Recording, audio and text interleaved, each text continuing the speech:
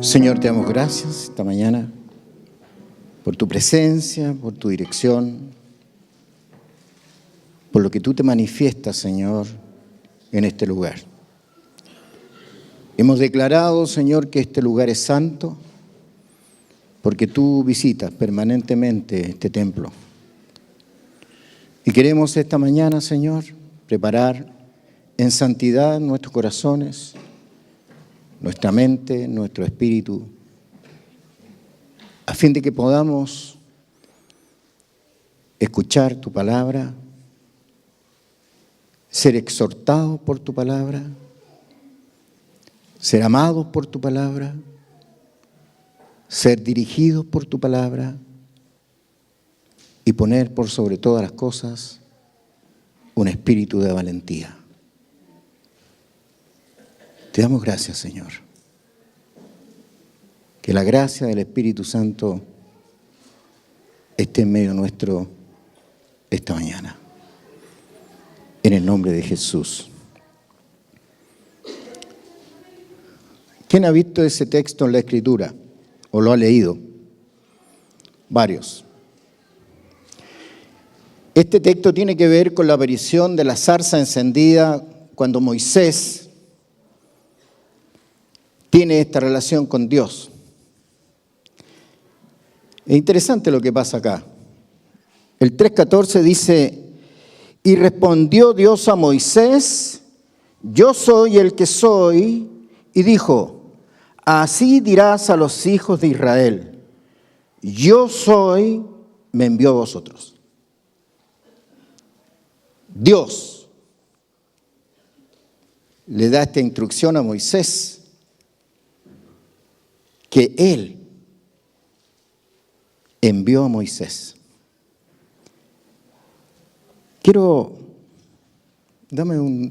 Estoy sin el cosito, pero quise yo centralizar acá el origen de un llamado.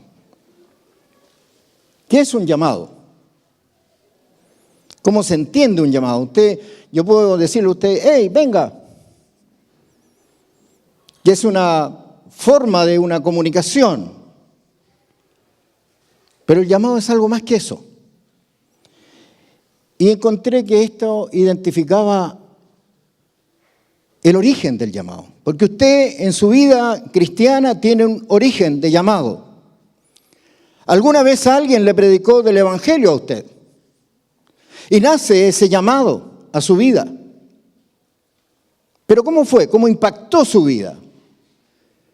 Y encontré que esto reflejaba este llamado, este compromiso con el Señor. Dios, a través de su multiforme gracia, Dios tiene muchas formas de actuar y de trabajar en el corazón suyo. No tiene limitancias como el hombre. Dios tiene multiformas de trabajar en el corazón suyo. Y por medio, claramente, del Espíritu Santo, habla al corazón de usted. Es interesante esto. A continuación ahí dice que pasando por alto en las muchas de las veces los proyectos personales. Muchas veces nuestros proyectos, nuestros deseos quedan paralizados porque Dios empieza a tomar el control de su proyecto en su vida.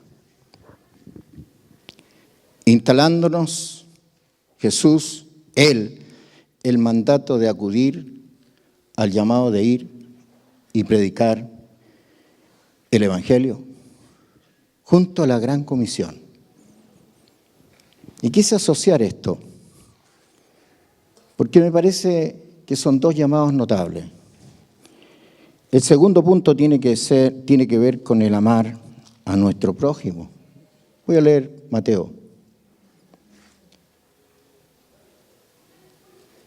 Marcos 12. Yo no sé si usted se acuerda de este texto. Marcos 12, del 28 al 31. Acercándose uno de los escribas que los había oído disputar, y sabía que les había respondido bien, le preguntó: ¿cuál es el primer mandamiento de todos? Jesús le respondió: el primer mandamiento de todos es: oye, Israel, el Señor nuestro Dios, el Señor uno es. Y amarás al Señor tu Dios con todo tu corazón y con toda tu alma y con toda tu mente y con todas tus fuerzas. Este es el principal mandamiento.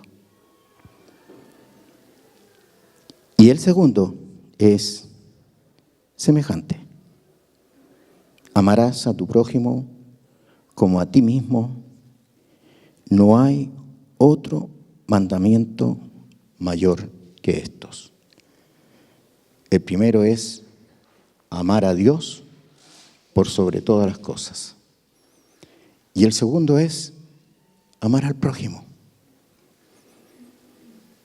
Estamos hablando de que en Semana Santa, y particularmente el Viernes Santo, vamos a ir a estar en las calles, a amar a nuestro prójimo. Cuando usted sale a predicar el Evangelio del reino de Dios, usted va a amar al prójimo. Por tanto, usted está cumpliendo un mandamiento: amar al prójimo por sobre todas las cosas. Para que tenga esta buena noticia, esta buena nueva. Si usted ha tenido un origen del llamado, tiene que tener estos dos ADN puestos en su corazón: predicar el Evangelio y amar al prójimo. Y dice algo bien interesante: como a ti mismo. Por tanto, si nosotros nos amamos, también amaremos al que está fuera y que no tiene cercanía con Dios. Y ese es el llamado de estos días. Gracias a Dios podemos planificar todo lo que se nos ocurra, a partir de que podemos tener esta iglesia ahora, donde podemos planificar muchas actividades. Por tanto, dos consideraciones fundamentales para esto: amar a Dios por sobre todas las cosas y ama al prójimo como a ti mismo. Quiero mostrar aquí en Éxodo 3:14, quise hacer un pequeño recuento de algunas debilidades que tenía Moisés. Qué lástima que no tengo esa cosita para que hubiera salido uno a uno el tema. Ahí salió todo lo que voy a explicar. Ustedes conocen la historia de Moisés. Su suegro se llamaba Jetro. Y cuando fue llamado, Moisés andaba apacentando unas ovejas. Andaba en la montaña, en los cerros. Andaba cuidando ovejas. Por tanto, el hombre, como dice ahí, era un momento muy íntimo de él, en que estaba solo con sus ovejas. Es interesante la labor de un pastor: cuidar las ovejas, y dispone de mucho tiempo para meditar. Por eso es que usted los pastores los ve siempre muy, salvo algunos como yo, que no son tan tranquilos. Algunos pastores, humanamente hablando, somos medio acelerados, somos medio atarantados, hacemos las cosas a veces inconsultas. Pero Moisés tenía el lugar adecuado para estar en paz. Pero esta vida calma de Moisés se le empieza a complicar. Y de manera impresionante. Fue un hombre muy educado, fue criado por doncellas, por instrucciones de la hija del faraón. Por tanto, era un hombre culto, un hombre que sabía de las ciencias, era un hombre inteligente. Moisés era un hombre preparado, intelectualmente muy capaz. Sin embargo, era un hombre que tenía virtudes y defectos. Era un hombre temeroso de Dios, que es una virtud. ¿Cuánto no le hacemos caso a Dios? ¿Cuántos de nosotros, cuando Dios nos habla, nos hacemos los desentendidos? No tenemos la atención suficiente y hacemos las cosas por nuestra cuenta. Y después empiezan los dolores y los sufrimientos. Por tanto, puse ahí yo con los dientes apretados. Porque cuando Dios le da una instrucción a Moisés, empiezan los problemas de Moisés. Es interesante lo que empieza a pasar por él. Ya todos conocen esta historia. El 10 de Éxodo 3 dice: ven por tanto ahora y te enviaré a Faraón para que saques de Egipto a mi pueblo, los hijos de Israel. Entonces Moisés respondió a Dios: ¿quién soy yo para que vaya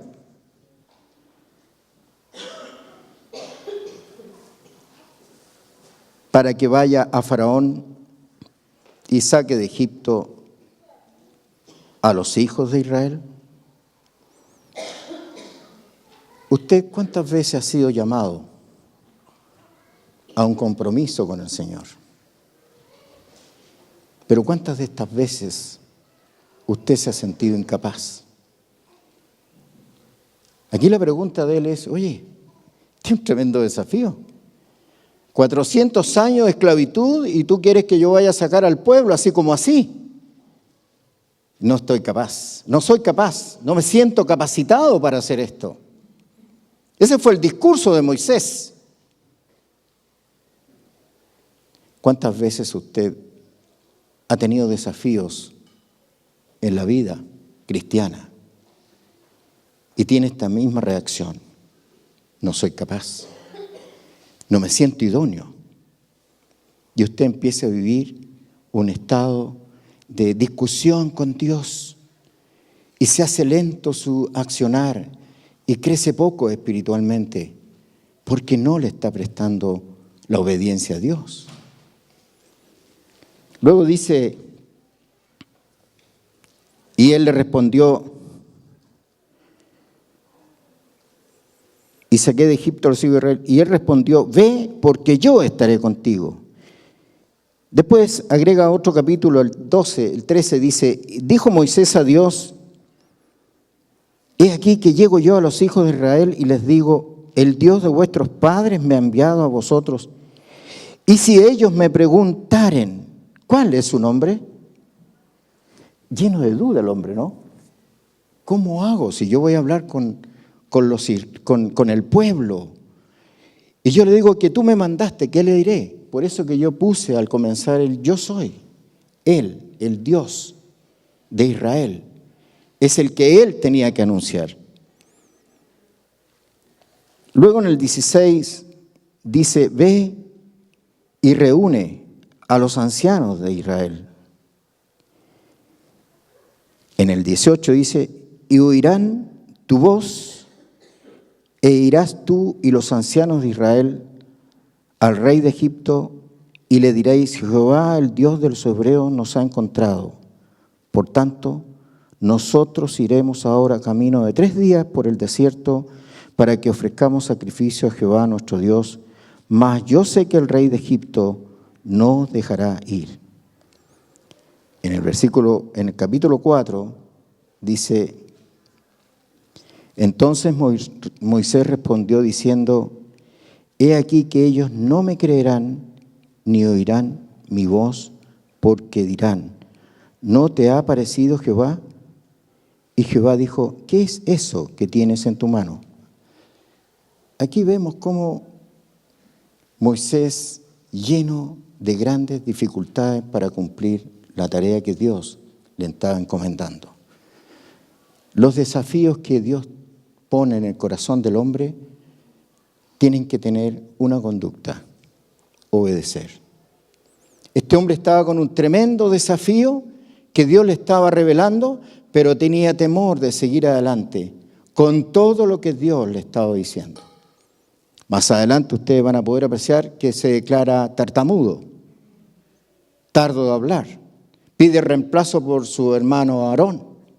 Es decir, él era un hombre que estaba prácticamente anulado para la tarea que Dios le había dado. Yo quiero hacer aquí un parangón con nuestra vida actual. Dame una... ¿Qué Dios les encargó? ¿Cómo Dios se revela? Primero un ángel de Jehová, una zarza ardiendo, que no se quemaba la zarza. Y él tiene una declaración que también se ve en el escrito de Pablo. Heme aquí, Señor. El heme aquí tiene que ver con la voluntad puesta bajo el propósito de Dios. Y Moisés dice lo mismo. Ahí se muestra que el lugar era santo y Moisés empieza a recibir instrucciones, que es lo que acabamos de ver. Yo traje esto, no sé si se acuerdan algunos que lo han visto. Esto no está preparado, ¿no? Este es un brochure que nosotros en Aló Jesús lo hicimos hace 6 años atrás. Yo creo que nosotros estamos en una nueva etapa, como la etapa de Moisés. Moisés va a luchar para libertar a su pueblo.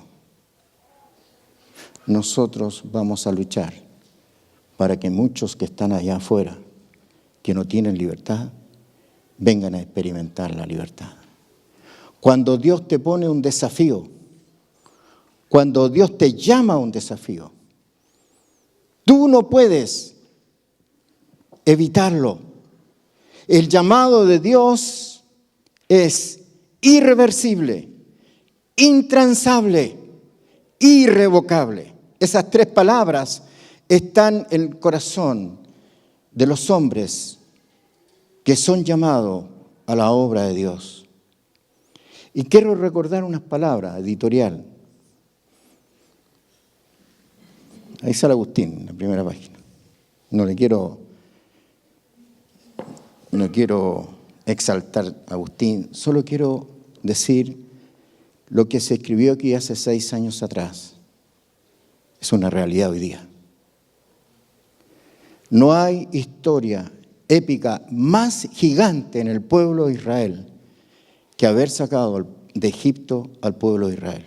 Y eso lo hizo un hombre, Moisés. ¿Y por qué lo hizo? Porque obedeció a Dios. Usted tiene un desafío este viernes. Venga a trabajar por la obra de Dios. Usted tiene un desafío que cumplir. Voy a leer algunos textos de acá. Esta historia, dice, se inició producto de una inquietud espiritual y una inquietud del corazón. Cuando Dios a usted le pone una carga, es una inquietud. Dios no lo deja tranquilo. No es que no lo deje en paz, no lo va a dejar tranquilo. Porque Dios tiene que cumplir un propósito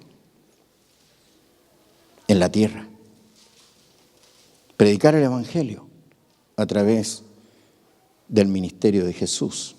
Interesante lo que dice aquí. Voy a leer algunos acápite. Como el marketing, dice Agustín, una herramienta tan poderosa para cambiar e influir en las decisiones y los hábitos en la vida de las personas, podría ser un medio para difundir la verdad del Evangelio, la verdad del cristianismo. Esto es, cuando recién nacía en el corazón de Agustín el deseo de desarrollar a lo Jesús. Recién.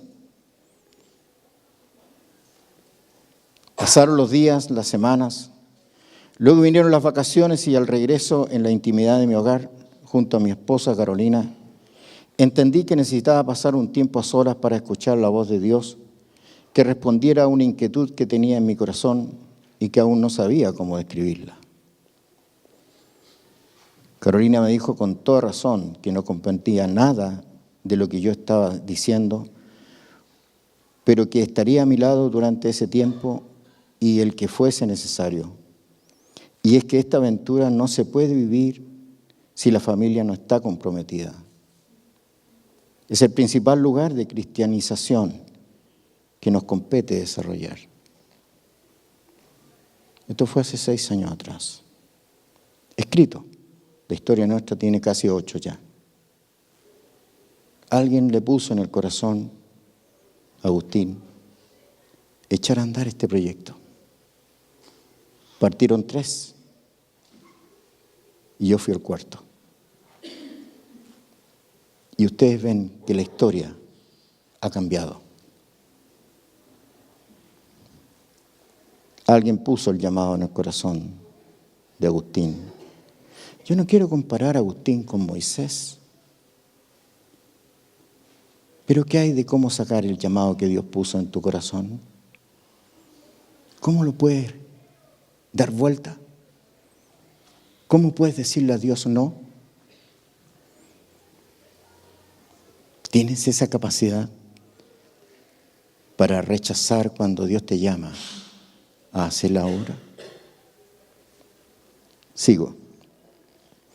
Pasaron las semanas y los meses hasta que el 4.º mes empecé a escribir los medios y las formas para comunicar estos principios, verdades y verdades con una estrategia de marketing social como medio distinta, diferente y novedosa. De ahí nace la idea de tener un programa de radio y luego de televisión en señales no cristianas. De ahí nace la frase a Jesús. Hay que tomarlo en serio. Aún es tiempo. ¿Quién se acuerda de esa frase? Ese fue el comienzo. Moisés tuvo un comienzo. Él partió con una instrucción de Dios y no terminó hasta que no sacó a su pueblo de la tierra de Egipto. Cuando Dios te pone un llamado en el corazón, tú no puedes rechazarlo. Claro, tú puedes hacerlo si quieres. Pero claramente la voluntad de Dios no se establece en ese llamado. Usted es una persona importante en el reino de Dios. Usted no se sienta poca cosa. Usted no crea que, si no está Hernán, si no está Renato, si no está Agustín, no es lo mismo.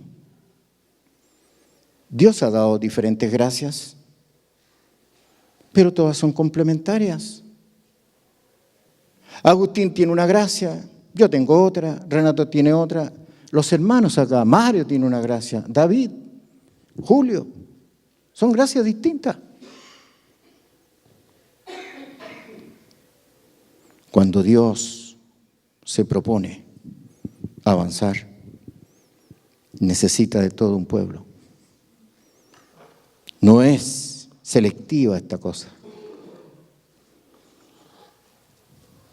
Quiero terminar para recordar lo siguiente. Dice en uno de sus acápites: en el camino hemos librado grandes luchas que nos han hecho crecer y sentirnos una luz de bengala en medio de una lluvia de fuegos artificiales antivalóricos. Me gusta mucho esa palabra y ustedes saben que me gusta mucho esa que dice, estos que alborotan la ciudad. Cuando usted predica el Evangelio, usted alborota la ciudad. El viernes vamos a alborotar. Jesús alborota el corazón de un hombre. Dios alborotó el corazón de Moisés. No lo dejó tranquilo, a pesar de todo lo que le decía Moisés, mira, es que yo soy aquí, yo soy allá. No tengo dones, no tengo capacidades. Dios estaba con él. Incluso le suplantó hasta la voz, por decir así. Tú hablarás, es decir, Dios, yo voy a hablar a través tuyo y Aarón hablará. Hasta eso consintió Dios con Moisés. Pobrecito.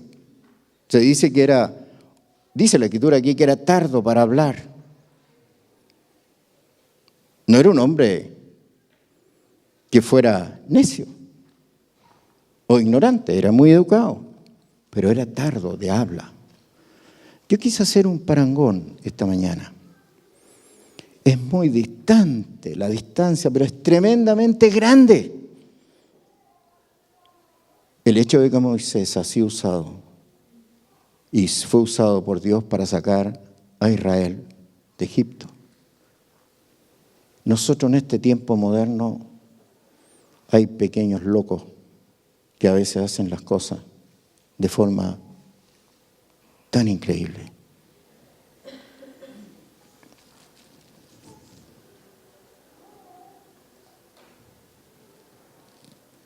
Termino diciendo, ¿saben algo? El cristianismo, además de ser una tremenda verdad, tiene que ser capaz de transformar una sociedad. Y para ello vemos que la iglesia no solamente tiene que estar presente entre cuatro paredes, sino que además tiene que estar presente en áreas estratégicas de una sociedad. Como por ejemplo el arte, la cultura, el deporte, la educación, el parlamento, el gobierno, los medios, todos los cuales hoy nos encontramos presentes. Todas esas cosas se han hecho.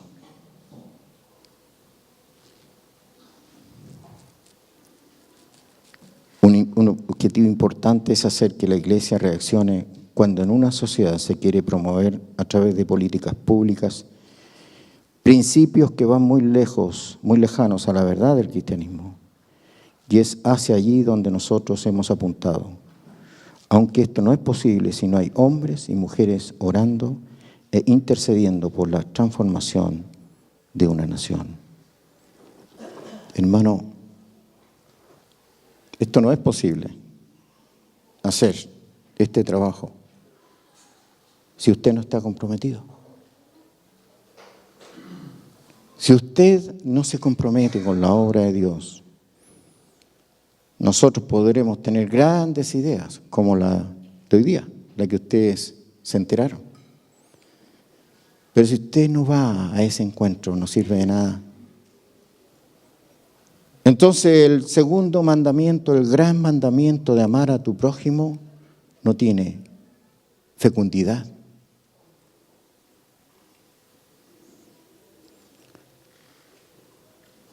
Es importante entender el llamado que Dios tiene para usted. Puede ser una comparación extremadamente grande, pero bajémoslo a un nivel alcanzable por nosotros. Usted puede hacer lo mismo. Usted puede predicar el Evangelio. Usted puede hablarle del Señor a cualquier persona ahí en la plaza. El desafío está. Quise hacer un contraste con los tiempos actuales. Obviamente me refiero al tiempo de Moisés y el de ahora. Hoy día los acontecimientos mundiales hacen inminentes los tiempos de la venida del Señor.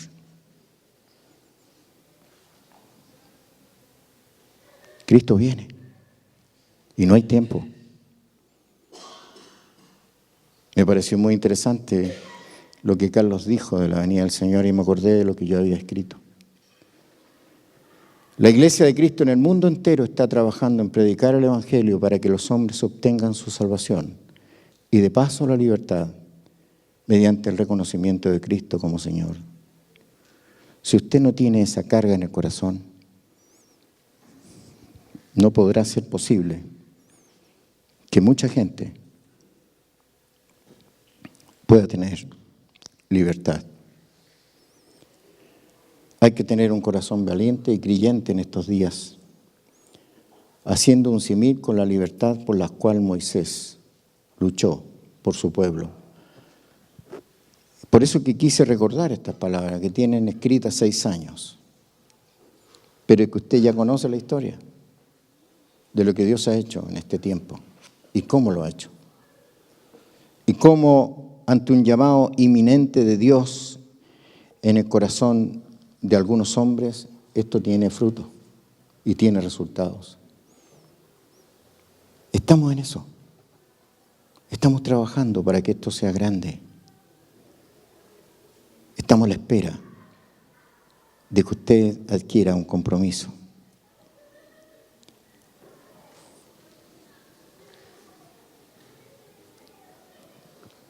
Quise recordar también estos hechos.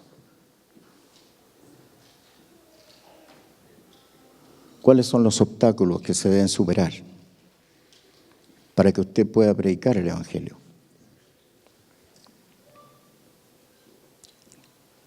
Alguien decía por ahí, Agustín, que le da vergüenza entregar un volante o hablarle del Señor. Usted tiene que romper el temor al ridículo. Yo ayer, el martes, fui al médico a sacarme unos exámenes, el miércoles. Y llegó un señor con su hija y la trajo al médico. Y el hombre se quedó al lado mío acá. Y yo estaba esperando también que me llamaran para hacer un electrocardiograma. Y el hombre está ahí y yo dije, Señor, le tengo que predicar a este hombre. Dame la oportunidad. Y me voy acercando al hombre y le suena el teléfono. Y empezó a hablar y después se puso a chatear. Finalmente me llamó el médico y no pude predicar. No pude hablarle del Señor. ¿Cuál es el temor de decirle a alguien que usted tiene un amigo en quien confía y le puede hablar con libertad? Hay que romper el temor, la vergüenza. Algunos más intelectuales dicen el Evangelio no es de esta época moderna. Superar el miedo a compartir el Evangelio con tu compañero de trabajo, universidad, vecinos, amigos. Tienes que romper eso. Obedecer el mandato de Dios.